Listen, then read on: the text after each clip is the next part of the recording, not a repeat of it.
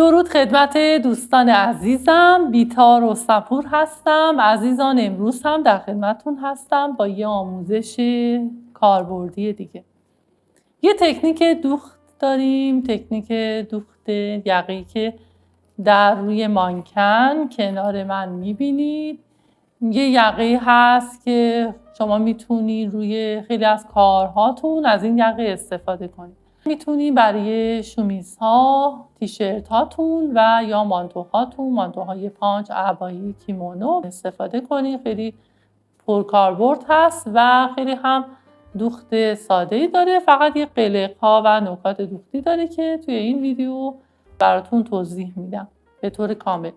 همچنین قسمت پشت یقه که حالا اون سجافی که در پشت کار دوخته میشه اون هم یه قلقی داره و همچنین قسمت سرشونه که باید به چه شکل دوخت بشه. حتما ویدیو رو تا انتها با من همراه باشید.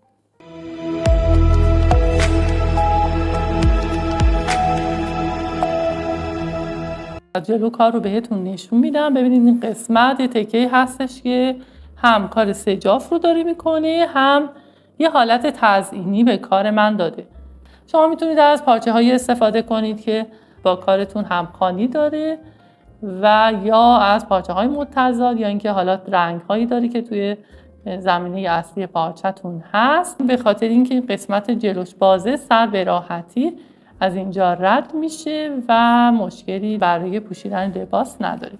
یقه رو یکم باز کردم، یعنی در قسمت سرشونه 1.5 که هم در جلو هم در پشت رفتم داخل و باز شده. در قسمت یقه هم چون این گودی یقه جلو خب کیپ گردن هست، 5 سانتی متر اومدم پایین و یقه رو به این شکل باز کردم. این پهنا میتونه کمتر باشه از این مقداری که من گرفتم، حتی این مقدار هم میتونه بلندتر باشه و بیاد پایینتر.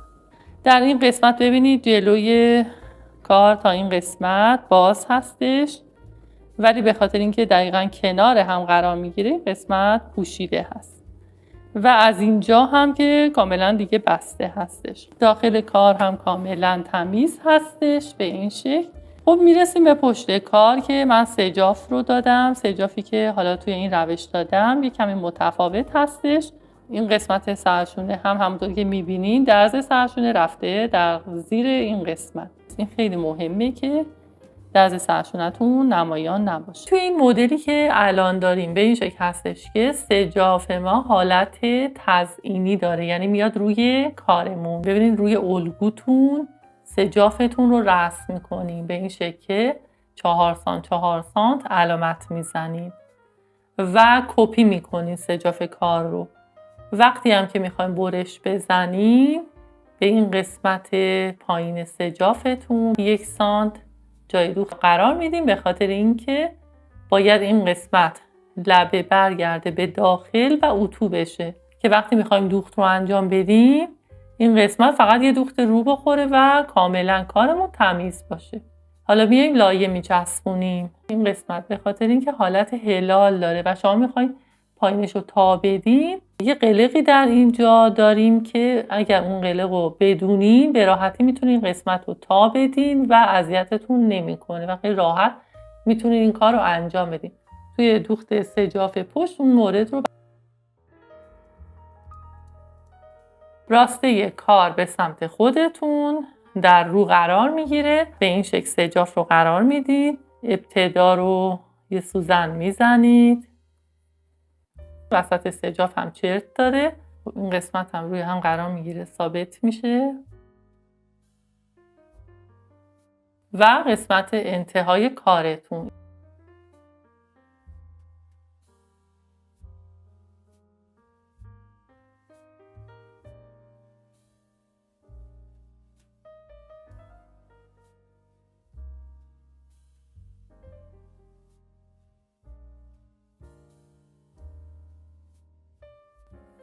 خب بچه ها دقت کنید که سجاف رو وقتی میخواین لایی بزنین لایی رو طوری بزنین که این قسمت پایینش لایی نداشته باشه، چون وقتی میخواد برگرده اگر این قسمت پایین هم لایی داشته باشه ضخامت پیدا میکنه و وقتی برمیگرده ظاهر زیبایی نداره.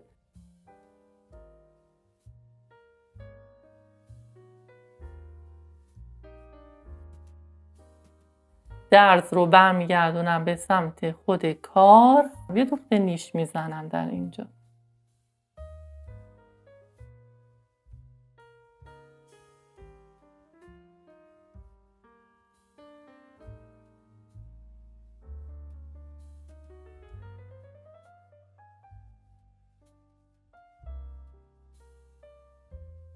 به این شکل 3 جاف برمیگرده. ببینید با سوزن ثابت میشه. همیشه به همین شکل شما ثابت کنید، ابتدا، انتها و وسطش.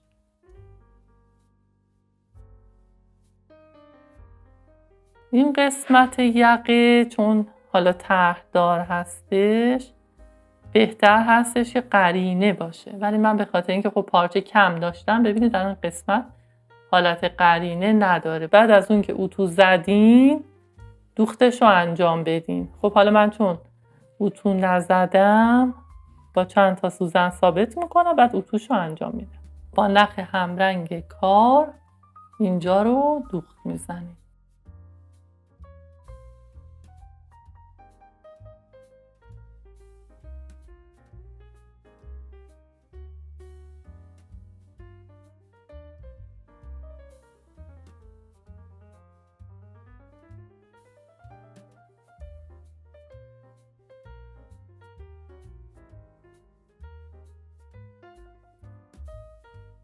اینو کاملا صاف میذارین که هیچ کیسی توی کارتون نباشه. من وقتی کار رو برگردونم پشت کار رو ببینید باید کاملا صاف باشه. خط مرکزی CF رو برای خودتون مشخص میکنید. خط CF هم رو با کوک مشخص کردم. این تکه دیگه که برش میزنید در نظر میگیرین روی خط CF تا هر جایی که دلتون میخواد باشه. مثلا 20 سانت رو در نظر میگیرید. روی دولا قرار میگیره، دولای بسته، به این شکل برش میزنید. 1 سانت این طرف 1 سانت این طرف جای دوخت داریم، یعنی کلا شما پس این عرض رو 7 سانت برش میزنید. لایه چسبوندیم، وسط این لایمون رو خط کشیدیم به این شکل که تا میخوره. به این شکل ببینید روی همین خط وسط اینو تا میدم، یه علامت انتهاشو میزنید. از خطم نیم سانت به هر طرف علامت میزنم به این شکل و متصل میکنم به همین علامتی که اینجا زدم.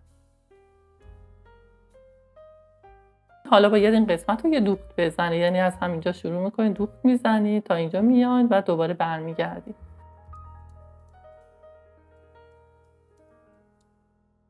خب بچه ها حالا ببینید دوخت چرختون رو درشت کنید، چون این دوختی که الان انجام میدیم بعدا باید باز بشه، شکافته بشه. به این شکل کارصاف قرار میگیره و اینجا رو یه دوخت میزنیم.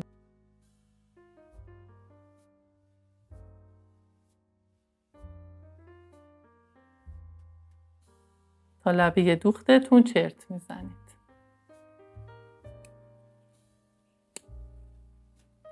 حالا میاین این لبه ها رو برمیگردونیم بچه ها.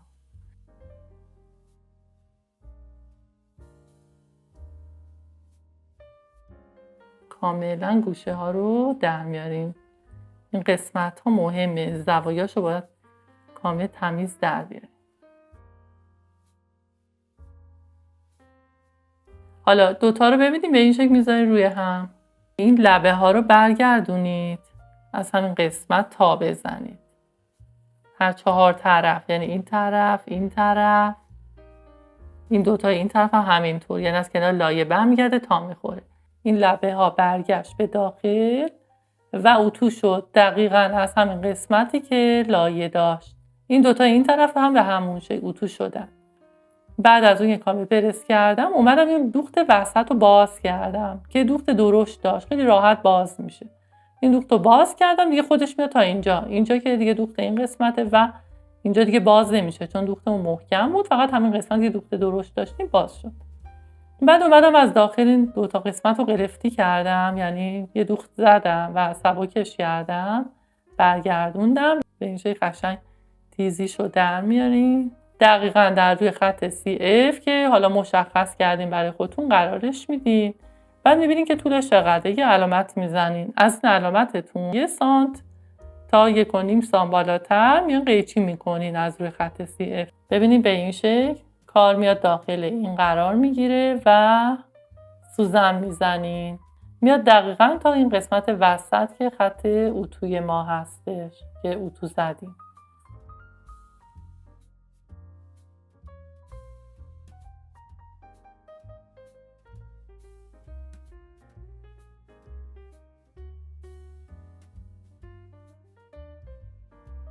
دقیقاً ببینید میاد تا این قسمت خط اتوتون. اینجا هم به همون شکل دقیقاً میاد تا خط اتو. اینجا ببینید این برش من تا اینجا، یعنی از این قسمت بالاتره و دیگه دیده نمیشه. به این شکل صاف قرار میدیم. با سوزن کاملا ثابت میشه که موقع دوخت دیگه راحت دوختتون رو انجام بدید.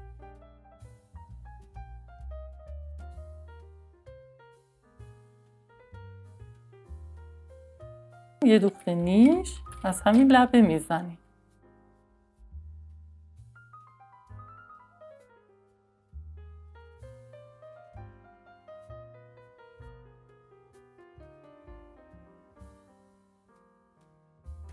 زاویه ها سوزن داخل کار هست و با دست کار رو ثابت میگیرین و میچرخونید. دقیقاً باید این قسمت پایین کار روی خط CF تون باشه، نباید جا به جا بشه.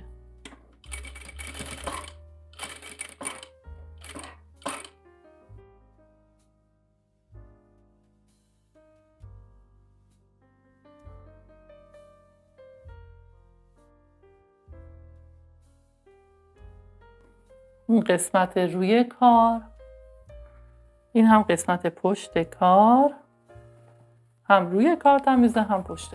سجاف و برش زدم برای قسمت پشت کار، لایه چسبوندم. برای قسمت پایین، قسمت های که هلاله و شما میخواین تا کنید، کاری که انجام میدین دوخت چرختون رو روی درشت قرار میدین و قسمت پایینش رو ببینید دقیقاً از همین جایی که میخوایم برگرده یه دوخت میزنید.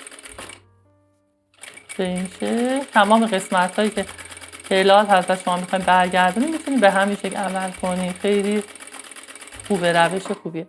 ببینید به این حالت میکشین. وقتی که کشیده میشه لول میخوره به قسمت داخل برمیگرده. خیلی خوب، ببینید به این شکل حالا کاملا صاف و اتو شده. من به این شکل برمیگردونم راسته به راسته، یعنی سمت راسته کارم سمت راسته سجاف روی هم قرار میگیره.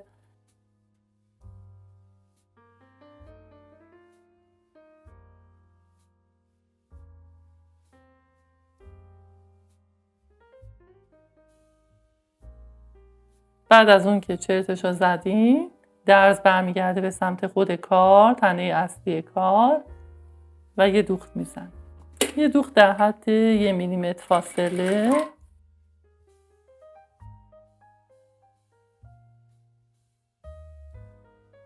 دوخت سنگین رو انجام دادیم. جلو و پشت کار به این شکل قرار میگیره، راسته در روی راسته و با 1 سانت جای دوختی که برای حق درز قسمت سرشونه داشتم دوخت سرشونم رو انجام میدم.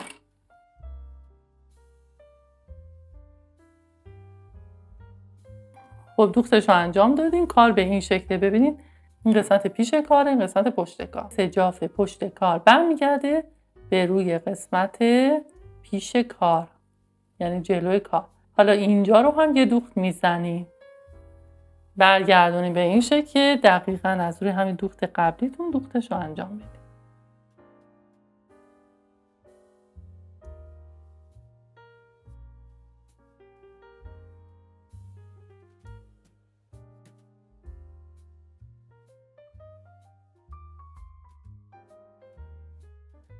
درز این قسمت دیده نمیشه و کاملا کار قلفتی و تمیزه.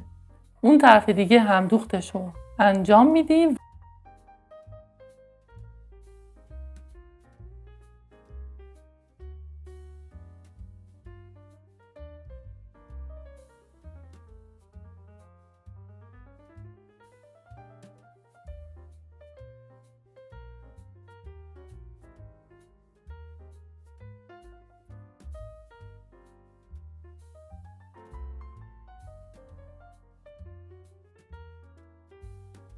کار رو به این شکل ببینید. از قسمت چپه کار از یه طرف، از طرف حلقه میارین داخل ژانت به این شکل.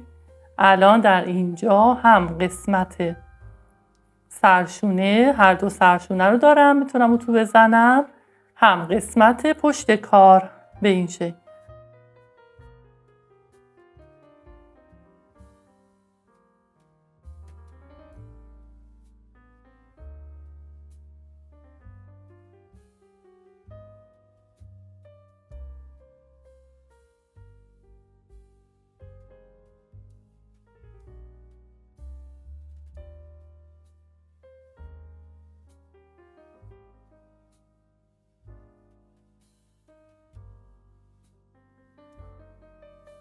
من چون میخوام این قسمت رو دوخت بزنم، همینجا که اتو کردم و کاملا کارم صافه، چند تا سوزن میزنم ثابتش میکنم.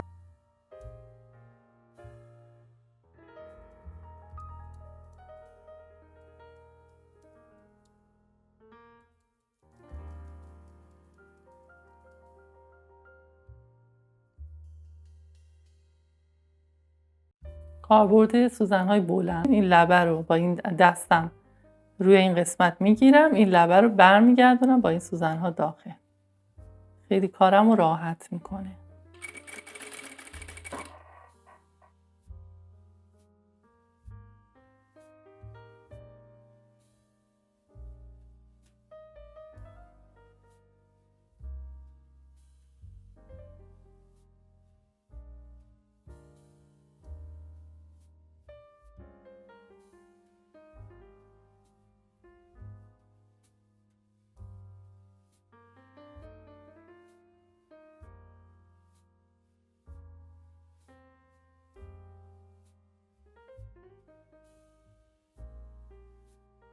ممنونم که در این ویدیو هم من رو همراهی کردید. تا ویدیو و آموزش دیگر، بدرود.